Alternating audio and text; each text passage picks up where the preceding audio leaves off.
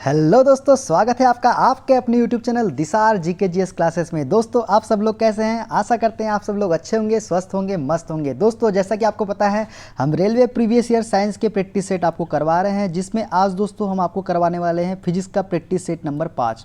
दोस्तों इसके पहले हमने फिजिक्स के 4 सेट आपको करवा दिया है। यदि आपने वह वीडियो नहीं देखा है तो जाके प्लेलिस्ट हमने इसकी बना दिए हैं, प्लेलिस्ट में जाके आप उस वीडियो को देख सकते हैं। दोस्तों वीडियो अच्छा लगे वीडियो को लाइक कीजिए, शेयर कीजिए, कमेंट कीजिए और दोस्तों चैनल पर नए हैं तो चैनल को सब्सक्राइब जरूर कर लीजिए और दोस्तों वीडियो को लास्ट तक जरूर देखिएगा। देखते हैं दोस्तों आज का पहला क्वेश्चन जो कि आपकी स्क्रीन पे ये है। पहला क्वेश्चन आपकी स्क्रीन पे खालिस्तान श्रेणी परिपथ का एक उदाहरण है। ऑप्शन ए घरेलू वायरिंग प्रणाली, ऑप्शन बी सजावटी लाइटें, ऑप्शन सी स्ट्रीट लाइटें, ऑप्शन डी कार की हेडलाइटें। तो इसका राइट आंसर हो जाएगा दोस्तों ऑप्शन नंबर बी सजावटी लाइटें। सजावटी लाइटें जो है श्रेणी परिपथ का एक उदाहरण है। ठीक है दोस्तों, परिपथ घटक जो है दो प्रकार से जोड़े जा सकते हैं। कौन कौन से? एक तो श्रेणी क्रम और दूसरा समांतरण क्रम। अब बात करें दोस्तों श्रेणी क्रम की, जिस परिपथ में सभी घटक श्रेणी क्रम में जुड़े हो उसे श्रेणी परिपथ कहा जाता है। श्रेणी परिपथ में हर घटक से समान धारा प्रवाहित होती है, ये भी आपको याद रखना है। इसमें से धारा जो है समान प्रभावित होती है श्रेणी परिपथ में। देखते हैं नेक्स्ट क्वेश्चन। 30 वाट का एक उपकरण 12 वोल्ट की बैटरी के साथ संयोजित है। उपकरण में प्रवाहित धारा होगी। दोस्तों हमसे इसमें पूछा है धारा का मान क्या होगा। दोस्तों हमको दिया गया है शक्ति P बराबर पावर क्या दिया है 30 वाट दिया गया है, विभवांतर 12 वोल्ट दिया गया है, धारा हमसे पूछा गया है। तो धारा हमको पता है शक्ति बराबर P बराबर क्या होता है V इंटू आई होता है। V का मान दोस्तों हमको दिया हुआ है 12 वोल्ट और I का मान हमको पता करना है और पावर का मान हमको दिया हुआ है 30 वाट। तो इसका राइट आंसर क्या हो जाएगा दोस्तों 30/12। जब इसको हम करेंगे तो कितना हो जाएगा 2.5 जो है इसका राइट आंसर हो जाएगा। 2.5 एम्पीयर इसका राइट आंसर हो जाएगा। देखते हैं नेक्स्ट क्वेश्चन। निम्नलिखित में से किसमें धारा के प्रवाह के विरोध की शक्ति न्यूनतम होती है? ऑप्शन नंबर ए है एक सुचालक में, ऑप्शन बी एक अच्छे विद्युत रोधी में, ऑप्शन सी एक कुचालक में, ऑप्शन डी एक उच्च प्रतिरोध में। तो इसका राइट आंसर क्या हो जाएगा दोस्तों ऑप्शन नंबर ए एक सुचालक में। सुचालक में धारा के प्रवाह के विरोध की शक्ति क्या होती है? न्यूनतम होती है। ठीक है दोस्तों, बात करें दोस्तों सुचालक की तो ऐसे पदार्थ जिनमें विद्युत धारा या विद्युत आवेश आसानी से प्रवाहित हो जाता है वे सुचालक कहलाते हैं। जैसे कॉपर, एल्युमिनियम, चांदी, सोना, निकिल, ये क्या है? सुचालक पदार्थ है। आगे बढ़ते हैं नेक्स्ट क्वेश्चन की ओर। एक 22 ओम का प्रतिरोध एक 42 ओम के प्रतिरोध के साथ श्रेणी क्रम में संयोजित है। इनका तुल्य प्रतिरोध ज्ञात कीजिए। दोस्तों श्रेणी क्रम में आपको पता ही है R बराबर क्या होता है R1 प्लस R2 होता है। ये आपको पता है क्या होता है R1 प्लस R2 होता है श्रेणी परिपथ में। R का मान हमको प्राप्त करना है। एक काम R1 का मान दिया है 22 और R2 का मान कितना दिया है 42। जब इसको जोड़ेंगे दोस्तों तो कितना हो जाएगा 2 + 2 4, 2 + 4 64। ठीक है दोस्तों 64। ये क्या हो जाएगा 2 + 4 जो हो जाएगा कितना हो जाएगा 64 हो जाएगा। दोस्तों ये ऑप्शन थोड़ा सा यहाँ पे गलत हो गया है तो इसको आप 64 कर लीजिएगा दोस्तों। ठीक है, इसको क्या कर लीजिएगा 64 आप कर लीजिएगा। इसका राइट आंसर क्या हो जाएगा 64 हो जाएगा। ठीक है दोस्तों, देखते हैं नेक्स्ट क्वेश्चन।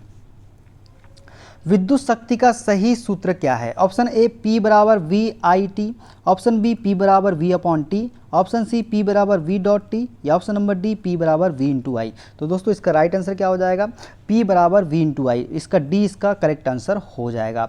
बात करें दोस्तों विद्युत शक्ति की तो विद्युत शक्ति वह दर है जो जिस पर कार्य किया जाता है या ऊर्जा परिपथ में प्रवाहित होती है। सरल शब्दों में शक्ति उस तथ्य की माप है कि एकांक समय में कितनी ऊर्जा का उपयोग किया जाता है। विद्युत शक्ति का ऐसा ही मात्रक क्या है दोस्तों? तो ये है वाट। ये अभी आपको याद रखना है। देखते हैं नेक्स्ट क्वेश्चन। विद्युत जनरेटर में विद्युत उत्पन्न करने हेतु चालक को खालिस्तान क्षेत्र में घुमाने के लिए खालिस्तान ऊर्जा प्रयुक्त होती है। ऑप्शन ए विद्युत, ऑप्शन बी विद्युत यांत्रिक, ऑप्शन सी चुंबकीय यांत्रिक या ऑप्शन नंबर डी चुंबकीय विद्युत। तो इसका राइट आंसर क्या होगा दोस्तों चुंबकीय यांत्रिक। विद्युत जनरेटर में विद्युत उत्पन्न करने हेतु चालक को चुंबकीय क्षेत्र में घुमाने के लिए यांत्रिक ऊर्जा प्रयुक्त होती है। इसका करेक्ट आंसर हो जाएगा। देखते हैं नेक्स्ट क्वेश्चन।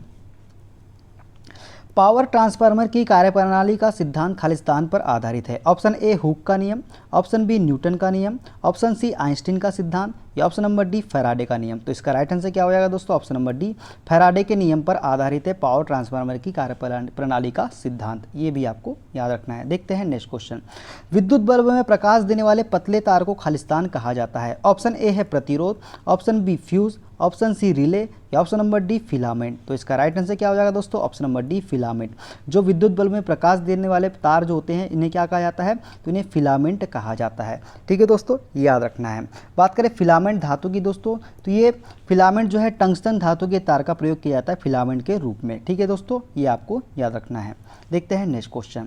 खालिस्तान चालक के टर्मिनलों के बीच विभवांतर बनाए रखने में मददगार है। ऑप्शन ए प्लग कुंजी, ऑप्शन बी प्रतिरोध, ऑप्शन सी वोल्टमीटर, या ऑप्शन नंबर डी बैटरी। तो इसका राइट आंसर हो जाएगा दोस्तों option number D battery. Battery जो है चालक के टर्मिनलों के बीच विभवांतर बनाए रखने में मददगार है। ठीक है दोस्तों, बैटरी की बात करें दोस्तों तो बैटरी एक जो है एनर्जी स्टोरेज डिवाइस है जो कि बहुत सारे सेल्स को जोड़कर बनाई जाती है। सेल के अंदर इलेक्ट्रोकेमिकल रिएक्शन होते हैं जो केमिकल एनर्जी को इलेक्ट्रिकल एनर्जी में बदलते हैं। ये आपको याद रखना है। देखते हैं नेक्स्ट क्वेश्चन। प्रवर्धक एम्पलीफायर का उद्देश्य क्या है? ऑप्शन ए आगत संकेतों की शक्ति या धारा वोल्टेज को बढ़ाना, ऑप्शन बी इसके आगत में भारित संकेत को छीन करना, ऑप्शन सी इसमें भारित संकेत में विरूपण पैदा करना, या ऑप्शन नंबर डी बी तथा सी दोनों। तो इसका राइट आंसर क्या हो जाएगा दोस्तों? ऑप्शन नंबर ए आगत संकेतों की शक्ति या धारा वोल्टेज को बढ़ाना प्रवर्धक का मुख्य उद्देश्य है या एम्पलीफायर का उद्देश्य है। ठीक है दोस्तों, अब बात करें दोस्तों प्रवर्धक या एम्पलीफायर की, तो यह ऐसी युक्ति है जो किसी विद्युत संकेत का मान बदल दे। ठीक है दोस्तों, विद्युत संकेत विभवांतर या धारा के रूप में हो सकता है। देखते हैं नेक्स्ट क्वेश्चन। फ्लेमिंग के बाएं हाथ के नियम में अंगूठे और मध्यमा उंगली के बीच कितना का कोण कितना होता है? ऑप्शन ए है 90 डिग्री, ऑप्शन बी है 45 डिग्री, ऑप्शन सी है 120 डिग्री, ऑप्शन डी है 180 डिग्री। तो इसका राइट आंसर क्या हो जाएगा दोस्तों? ऑप्शन नंबर इसका राइट हो जाएगा ऑप्शन नंबर ए जो हो जाएगा इसका राइट आंसर हो जाएगा। फ्लेमिंग के बाएं हाथ के नियम में अंगूठे और मध्यमा उंगली के बीच 90 डिग्री का कोण होता है। ठीक है दोस्तों, याद रखना है। अब बात करें दोस्तों फ्लेमिंग के बाएं हाथ के नियम की, तो इस नियम अनुसार बाएं हाथ की तर्जनी, मध्यमा उंगली और अंगूठे को इस तरफ से फैला जाता है कि ये तीनों एक दूसरे के परस्पर लंबवत हो। यदि तर्जनी चुंबकीय क्षेत्र की दिशा और मध्यमा चालक द्वारा प्रवाहित विद्युत धारा की दिशा की ओर संकेत करती है, तब अंगूठा चालक पर आरोपित बल की दिशा की ओर संकेत करता है। इस नियम को फ्लेमिंग का वामहस्त नियम भी कहा जाता है। ये भी आपको याद रखना है। देखते हैं नेक्स्ट क्वेश्चन।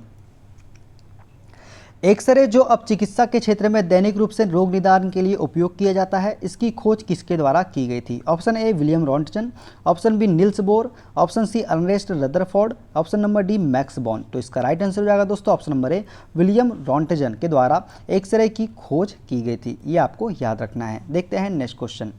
परमाणु संलयन प्रतिक्रियाएं स्वचालित रूप से होती है। ऑप्शन ए सूर्य में, ऑप्शन बी परमाणु रिएक्टर में, ऑप्शन सी सागर की लहरों में, या ऑप्शन नंबर डी धरती के क्रोड में। तो इसका राइट आंसर क्या हो जाएगा दोस्तों? ऑप्शन नंबर ए सूर्य में।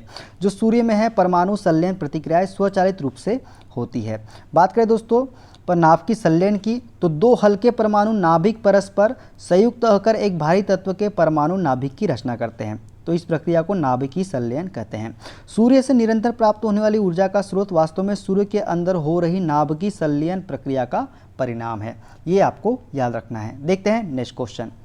वायुमंडल में ओजोन को मापने के लिए यूवी स्पेक्ट्रोफोटोमीटर किसने विकसित किया था? ऑप्शन नंबर ए है professor JMB Dobson, option B James Lovelock, option C doctor Joe Farman, option D doctor F Sherwood Rowland. तो इसका राइट आंसर क्या हो जाएगा दोस्तों? Option number A professor JMB Dobson ने यूवी स्पेक्ट्रोफोटोमीटर विकसित किया था। किसने? प्रोफेसर JMD डॉप्सन ने। जो प्रोफेसर JMD डॉप्सन थे दोस्तों, इन्होंने ओजोन को मापने के लिए यूवी स्पेक्ट्रोफोटोमीटर विकसित किया था। ओजोन गैस जो है पराबैंगनी किरणों को पृथ्वी पर आने से रोकती है। ओजोन परत की मोटाई को डॉप्सन इकाई में मापते हैं। ये आपको याद रखना है। ओजोन परत को सर्वाधिक नुकसान CFC गैस से होता है। ठीक है दोस्तों, क्लोरोफ्लोरोकार्बन गैस से होता है ओजोन परत को सर्वाधिक नुकसान। ये आपको याद रखना है। देखते हैं नेक्स्ट क्वेश्चन। निम्नलिखित में से किस वैज्ञानिक ने पदार्थों की पांचवी अवस्था के लिए कुछ गणना की थी? ऑप्शन नंबर ए है Satyendranath Bose, option B C V Raman, option C Vikram Sarabhai या option number D Homi Bhabha. तो इसका राइट आंसर हो जाएगा दोस्तों option number A Satyendranath Bose ने। सत्येंद्रनाथ बोस ने पदार्थ की 5वीं अवस्था के लिए कुछ गणना की थी। किसने? सत्येंद्रनाथ बोस ने। बात करें दोस्तों सत्येंद्रनाथ बोस की, तो इनका जन्म जनवरी 1894 में कोलकाता में हुआ था। सत्येंद्रनाथ बोस एक उत्कृष्ट भारतीय वैज्ञानिक थे। किसके? भौतिकी के। उन्हें क्वांटम फिजिक्स में महत्वपूर्ण योगदान के लिए भी जाना जाता है। सत्येंद्रनाथ बोस ने पदार्थ की 5वीं अवस्था के लिए कुछ गणना की थी। ठीक है दोस्तों, क्वांटम फिजिक्स में उनके अनुसंधान ने बोस आइंस्टीन कंडेंसेट सिद्धांत की आधारशिला रखी थी और बोस आइंस्टीन सिद्धांत उनके नाम पर एक उप परमाणविक कण बोसान को नाम दिया गया है। ठीक है, बोस आइंस्टीन जो है सिद्धांत, उनके नाम पर एक उप परमाणविक कण बोसान नाम दिया गया है। ये आपको याद रखना है। दोस्तों ये थे आज के क्वेश्चन जो हमने आपको करवाए हैं, रेलवे जो प्रीवियस ईयर क्वेश्चन पूछे गए थे। दोस्तों वीडियो अच्छा लगे वीडियो को लाइक कीजिए, शेयर कीजिए, कमेंट कीजिए और चैनल पे नए हैं तो चैनल को सब्सक्राइब जरूर कर लीजिएगा। मिलते हैं अगले वीडियो में, अपना ख्याल रखिए। Okay, bye bye, take care.